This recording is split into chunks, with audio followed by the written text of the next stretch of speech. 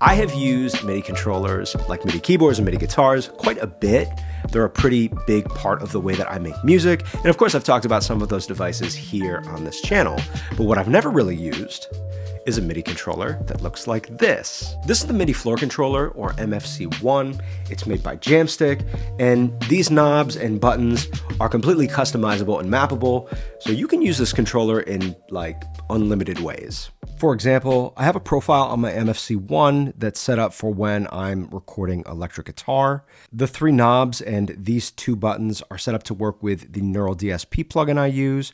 My Neural DSP plugin is already set up the way that I want it, but I use the knobs to fine-tune some of the effects. This knob is my compression mix.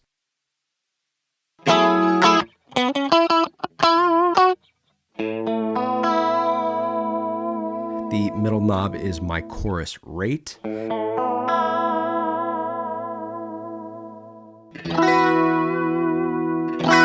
And then the final knob is my reverb mix. I can toggle the doubler on and off using this button.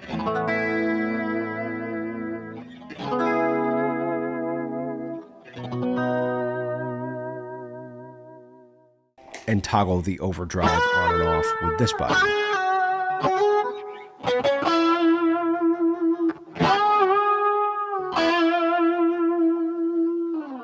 What's also cool is I can pair this setup with other pedals. Chroma Console is one of my favorite pedals right now, and I love it because it gives me so many different effects that I can use on one pedal. My middle button is set to start and stop record.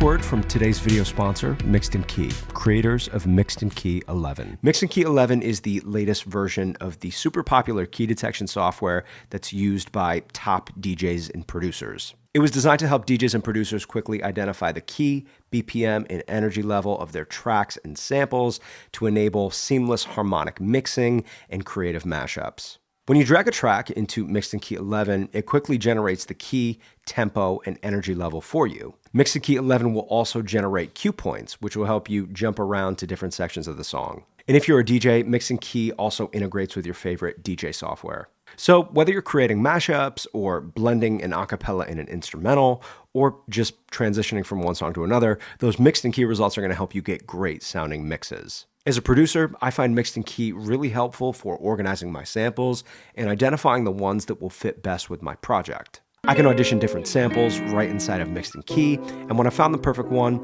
I just drag and drop it into my project. For more info, you can visit the video description or head to mixedandkey.com. Jamstik introduced MFC1 back at NAMM, and at first I kind of thought this was going to be best used as an accessory with a Jamstik. And don't get me wrong, it's definitely great when used with a Jamstik. What I have found really handy is to set up a custom profile to use when I'm using my Jamstik. My knobs are set to the 3 settings that I adjust the most, which are string sensitivity, octave, and transpose. These 2 buttons will bank between presets in Creator.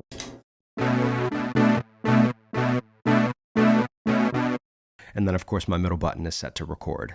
Definitely super useful if you're a Jamstik user. I do a lot of recording sitting here at my desk with a guitar or a bass in my hands.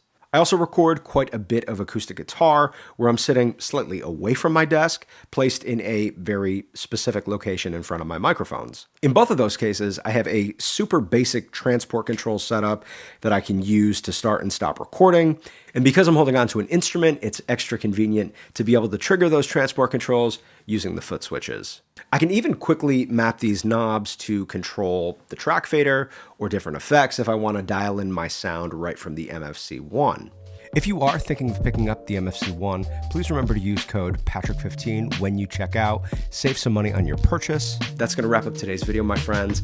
I'm Patrick. I will catch you all in the next one. Peace.